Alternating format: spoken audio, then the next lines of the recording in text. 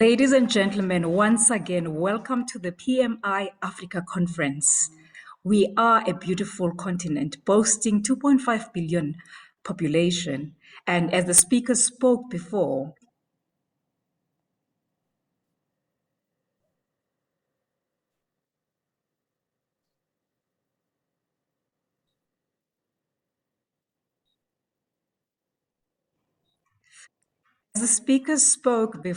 we are a young continent. We boast creativity. We are a colorful nation. With that, I present to you your first keynote speaker of the day. Her name is Lisa Armstrong. She is an award-winning innovation strategist. She is a principal director for Chewing Rice, the media company that is focused on creating a narrative for innovation. She's the founder of Ugogo Africa. The topic for the day is Africa Innovation, key to ethical transformation in the age of change. Thank you so much, Pumza. Good morning and good afternoon, ladies and gentlemen, and thank you to PMI for inviting me here today to speak. It is a time indeed of great change. So it is a privilege to be in a room, albeit a virtual room, with the men and women at the coalface of that change. Without project managers, nothing gets built, nothing moves. The world is relying on your abilities for change to happen, so no pressure. And it is truly an exciting time where the continent of Africa has become synonymous with conversations about change, entrepreneurship, and innovation.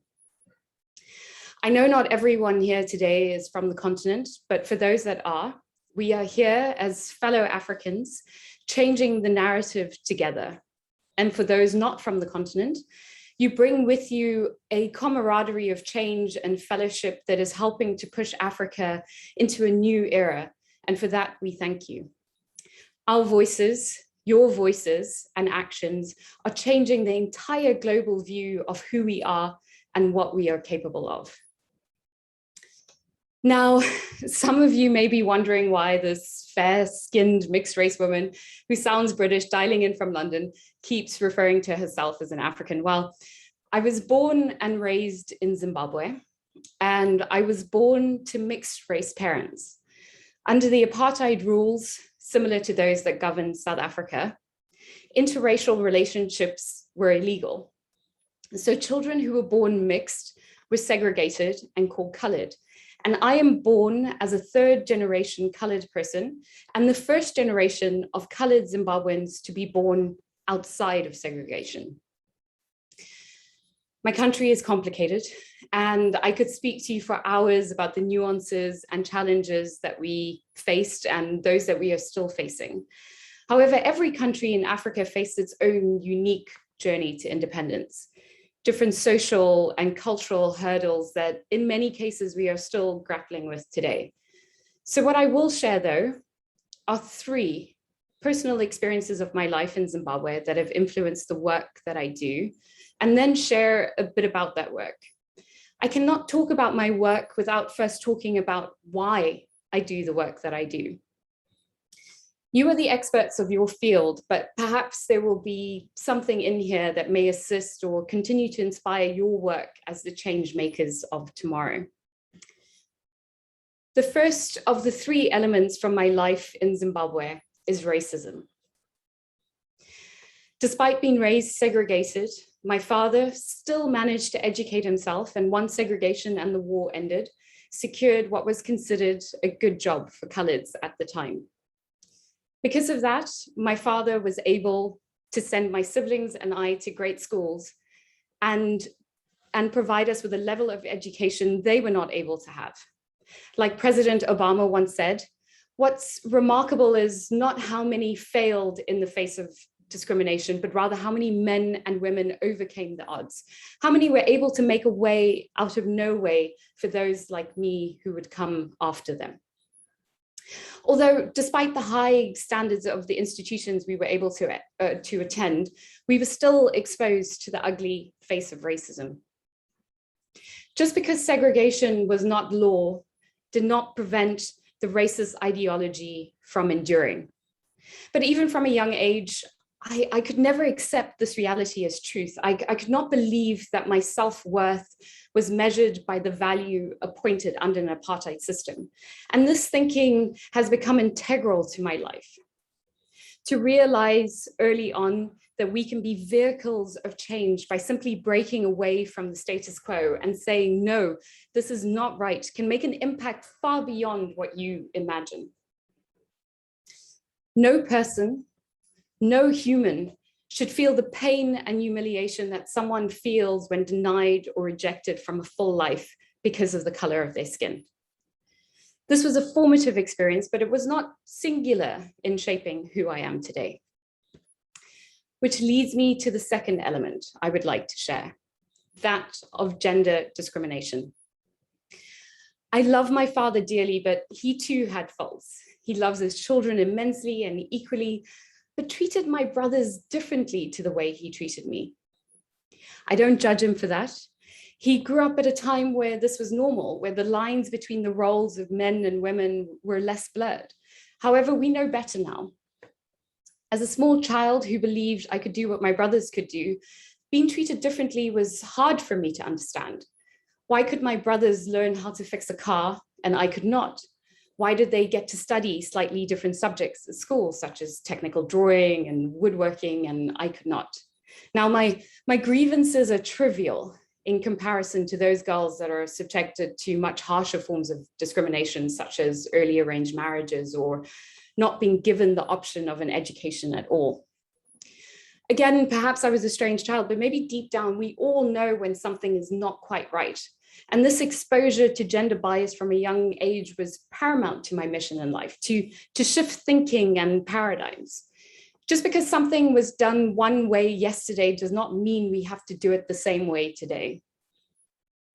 I know for a fact that statistically, there are women in this room that have experienced some kind of gender discrimination. In the UK, 8.2 million people reported some kind of sexual discrimination, and that 72% of cases of this kind of discrimination still goes unreported.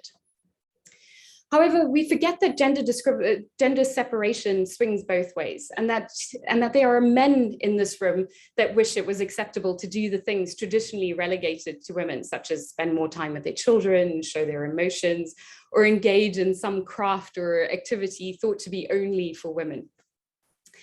We never use words as strong as segregation to describe this form of discrimination or separation, because our societies accept that men and women should be treated differently. Now, we are different, our physiology is different, but those differences should be celebrated and not used as markers of separation.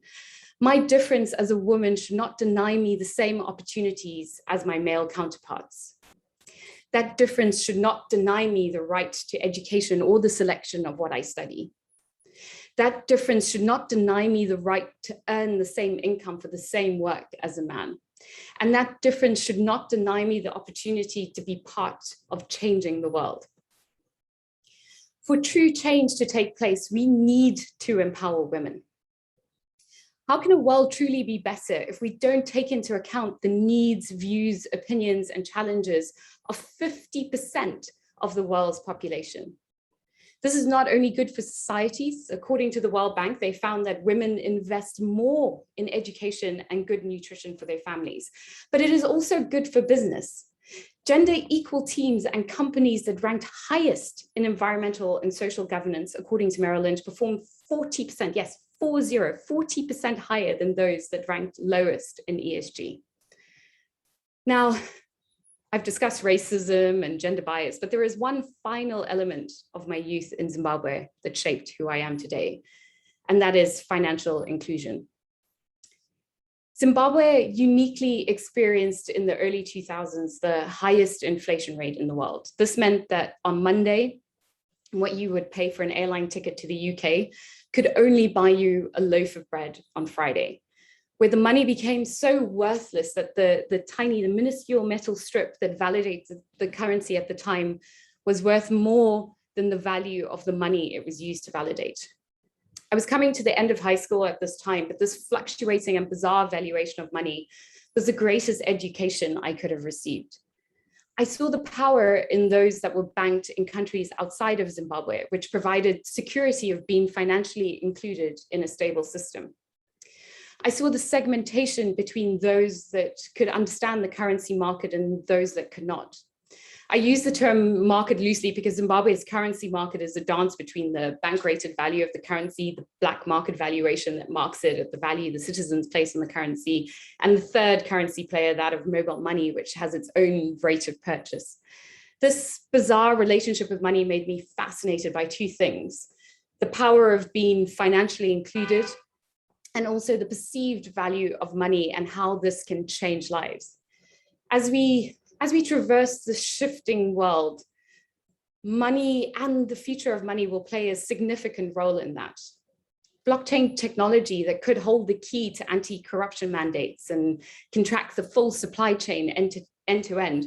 It could also expand the work done by mobile money in banking the unbanked, become a bridge in the interoperability of the different kinds of financial services, not just in the continent of Africa, but globally.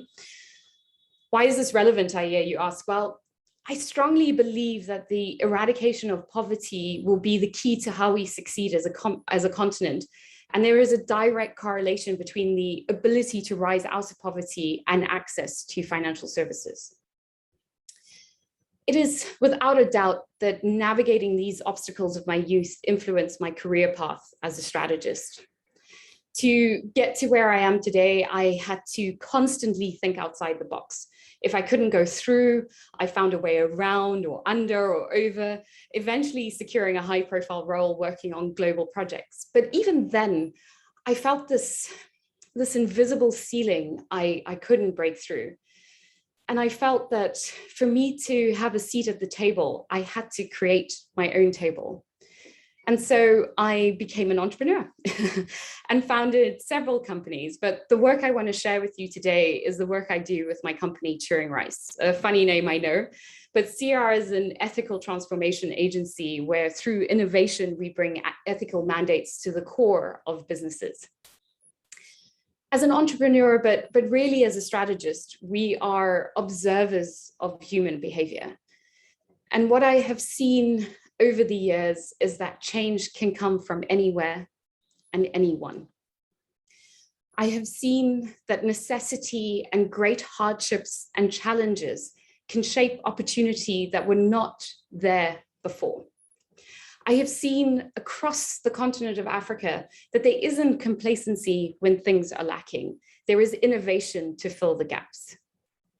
We have a common saying from back home, which is, we'll make a plan. And I think this can be applied universally across Africa. We always make a plan, no matter how difficult the challenge. As global citizens, we are not only grappling with our individual struggles, but we collectively are facing some of the greatest threats humanity has ever seen. Between the global pandemic, climate change, gender inequality, and our battle to eradicate poverty, we have a lot of work to do together. However, that said, who better to help solve these great challenges than those innovators from the continent who have overcome so much already? Those thinkers that leapfrog conventional wisdom to carve their own path to stability. I'm fortunate enough to work every day with people like this. For example, as part of a global innovation challenge in collaboration with the British Council, I work with a young man called Joseph from Rwanda, who has invented a biodegradable plastic. To the female entrepreneurs who created a mobile money USSD travel booking platform in order to bypass the dependency on expensive data to purchase bus tickets ahead of travel. The ideas are there, the innovators are there, but we need your support. Large corporations, governments, and institutions have to step into the playing field of innovation in order to drive the changes we want to see. And it is you, the brilliant men and women in this room, that will make it a reality. The question is how? Through the industrialization of the world, we have become incredibly astute at finding profit margins, by maximizing the capacity of our resources and our workforce. However, in the digital era we now live in, consumers have become aware of the drive for profit at the expense of the well-being of the people who work for us and the resources that sustain us. Another report by Bank of America found that 75% of consumers are willing to pay 5% more for products and services that fill an ethical mandate. Consumers have also become incredibly nimble at identifying companies that create what I call gloss ethics, also known as greenwashing, where organizations take a small, inconsequential part of their business and do something ethical, and then use that in their promotional and marketing material without truly reflecting on the end-to-end ethical state of their businesses. We live in a time where companies have had to go through major digital transformations in order to remain competitive and survive. We've had to look at team structures, create new roles, digitize once manual and analog processes, connect the dots between all the touch points of consumers, the physical world to the digital. We live in a world that is always connected, always on, and we had to change because of it.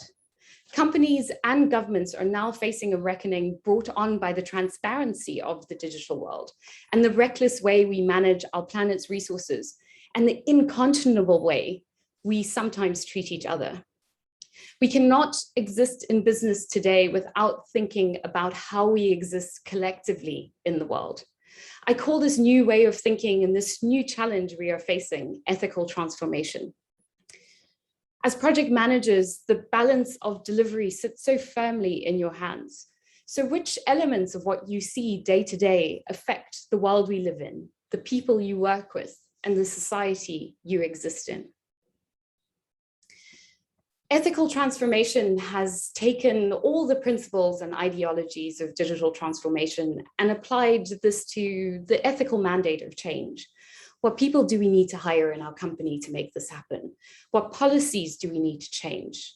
What products do we have or can we create that will meet the challenges of this new world? What partners and entrepreneurs can we work with to create change? First wave digital entrepreneurs spoke about the principle of breaking things, disruption, which conjures up images of aggressive change quickly. And although it is without question that ethical change needs to be quick, I don't see it as breaking, but rather as building. Building a better world for the next generation. Building a world that is safer, equitable, and freer for women and all people. Building a world free of poverty. Building a world that replenishes rather than extracts. This is our challenge. How do we build a better future? We build and we innovate together. In the corporate world, it is not always a natural reflex to think about multilateral collaboration. But in this new age, being open and transparent will be your competitive advantage. However, collaboration and sharing is not unfamiliar to the people in this room. It is fitting because PMI was founded over 50 years ago on the need to share information. Collectively, though, we have to go further. It isn't just sharing best practice. It is about being open, even when we mess up or get something wrong. Part of my work at CR is about creating forums and systems for companies where we start with an inside-out approach. I'm sure some of you may have heard that expression that good skincare begins with what you put inside your body, your diet, rather than the cosmetic products you use. Similarly, organizations cannot change what they do for consumers without first reflecting on who they are as an organization, a true reflection. One that does not gloss over the hard realities, but hears them and changes them. For example, we have experienced forums where a junior team of women could tell their senior leaders that they work in an environment where sexual abuse is tolerated. Forums where working parents, particularly mums, have shared the ways in which the company could do better by them. better lactation facilities, soft landing return from maternity, flexible working to help reduce the need for childcare, and so on. This goes beyond ESG, which often is treated as a box that needs to be ticked. We have found that often with big corporate mandates like gender action planning or environmental governance, junior staff members are not able to honestly reflect their realities from fear of retaliation. Consumers and staff members don't expect you to have it right immediately, and they understand that we live in an imperfect world, but they respect honest steps towards real change. We talk so much about technology, but innovation is also about how we live and exist together.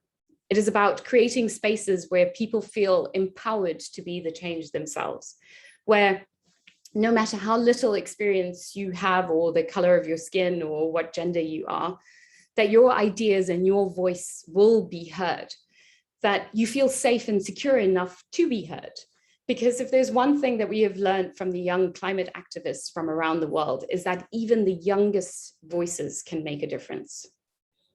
Now, I am not saying that we need to be ideological about this change. Some industries are harder than others, and these things take time, but it is no longer a choice.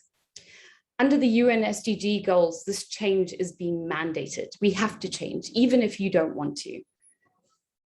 Why wouldn't you want to? There is no downside to ethically transforming.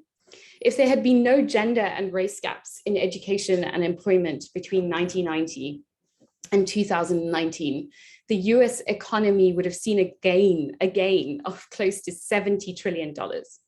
There is only an upside: higher profit margins, happier and safer working environments, new ways and forms of working that allow for more balance in our lives, and a protected environment that the next generation can enjoy.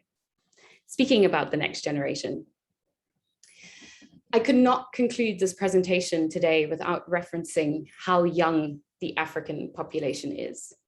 That Generation Z will make up 75% of the workforce by 2030. This generation thinks differently, they are different, and we need to embrace that and prepare businesses to cater to their very particular needs. This generation is digitally native, giving them greater mobility. They're very connected, they're realistic and pragmatic, and they demand dialogue and openness. And they believe very, very strongly in all the principles of ethics that I have referenced here today. Their mobility also allows them to view employment differently to the previous generations. And attracting the most talented amongst them will be difficult because they work from anywhere, for anyone, at any time, which is why my business doesn't have set working hours and is delivery orientated rather than time dependent.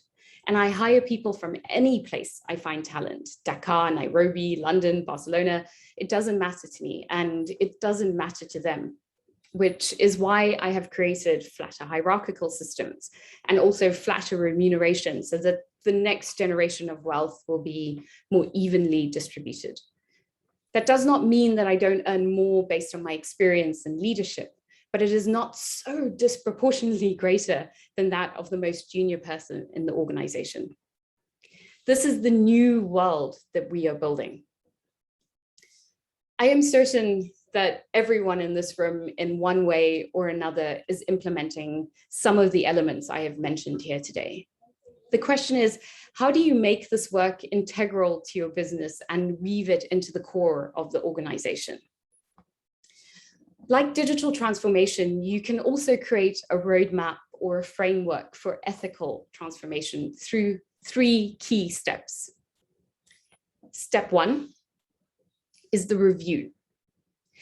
Creating a practical, functional view of the organization, looking at the project or the business cycle, will allow you to identify those opportunities where there is room to innovate through design, distribution, reuse, recycling, upcycling, regeneration, employment, and so on. Things that could really revolutionize the business. The next step, step 2, is future-proofing your business. Identifying the role your business will play in the challenges your world is facing. It is irrelevant what business you are in, but you have to think about your global societal role to survive into the next era of business. And the final step, step 3, become the change. None of these elements are possible unless we and our organizations become the change we want to see, unless we shift our view of the world and our role within it. And finally, to conclude, as a Zimbabwean woman of color, I have overcome so much to get to this point. I think back to the racism, the sexism, and the time I worked 3 jobs in order to self-fund university in the UK after the Zimbabwean economy collapsed, all the way to where I am here today, creating a successful career, not just one that brings me financial stability, but a career that builds and carves a way forward for others. If we were able to achieve so much with all these obstacles in front of us, what will be possible for the next generation born into abundance and opportunity free of barriers? That is the future, but right now we have to do the work. I have spoken about this age of necessity, a need for innovation and change because of the immense challenges we are facing. But I do not feel disheartened by these challenges, quite the opposite. Times of great adversity reveal the true nature of a person. And if we think about the people of the continent of Africa in this way, it is revealing our strength, ingenuity, and ability to think creatively about what could be. We are seeing this generation of genius receiving the same kind of recognition as their global peers. We are seeing the world look over for inspiration and direction. The leaders here today will help us build a better, brighter, and most extraordinary future of Africa. Thank you very much. Thank you very much, Lisa, for that amazing opening keynote. You've touched on very many aspects. And it is so difficult to hone in on one specific thing that you mentioned, because you really touched on the essence of who we are as Africans. When you talk about inclusion being the foundation of this conference, which is PMI Africa Conference, that is who we are as Africans, because culturally, we are an inclusive society. You talk about inclusion, not just of races, of gender, but also financial inclusion, which is critical as being the foundation of how Africa will progress forward. It has been a very robust session, and as you're talking, the chat line is very open with so many questions because you've captured the audience. But I think beyond anything else, what a good foundation for setting the tone for this conference.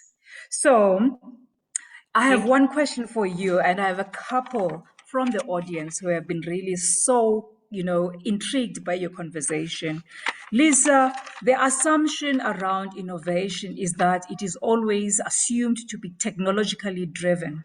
And when we look at Africa and how still the issues of connectivity are still a biggest gap when it comes to connecting exactly the same communities that we want to include, the rural communities, the women who are excluded. How do you think we can bridge that gap and ensure that in whatever we're doing, we do not leave anyone behind? Yeah, thanks, Punza. That's a great question. Thank you so much. I think there are several ways, and obviously the most, one of the elements that I referenced in the talk, which is financial inclusion. We mobile phones are so accessible. This is something that everyone in the conference knows. We all have access to mobile phones, but one of the limitations in that is cost of data. So access to information and education tools and so on is limited because of the cost of data. But access to financial services can help bridge that gap. Making sure that that women are able to get access to identification cards. So for example, Ethiopia is exploring the use of blockchain technology to give more women access to identification, because that allows women to be able to get access, well, anyone to get access to financial services.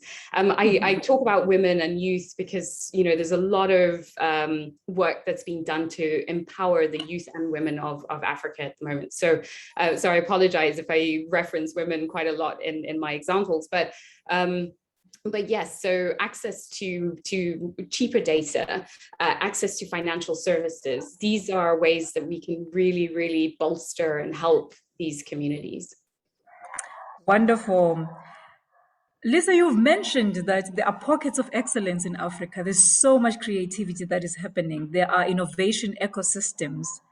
How do you think is the best way to actually catalyze this and build them at scale? Because there are, you know, portions and there's amazing resourcefulness and creativity that is coming up with our youth. How do we help them to scale? I mean, there's several issues. I go back to access to finance as being one of them, but also, you know, unfortunately, within the continent of Africa, we also have restricted logistics. So within creative hubs or innovation hubs, if you are part of the creative economy, for example, and you make something, you make earrings or jewelry or clothing or artifacts or whatever it might be, getting your creation from one part of the continent to the other is really, really cost prohibitive still. You know, there's a statistic from the World Economic Forum that only 17% of African exports are intercontinental. And so we really collectively have to think about how we tackle this logistics issue that we're facing in Africa. It shouldn't cost more to send something than the value of the goods that somebody's sending. So I think that's something that we really need to tackle collectively on the continent. And the second, again, going back to financial inclusion, which is something that I believe will have such a massive shift, is the interoperability. I think I've lost Lisa there for a short while. I think she'll come back again. And yes, I do note all the questions that are coming on.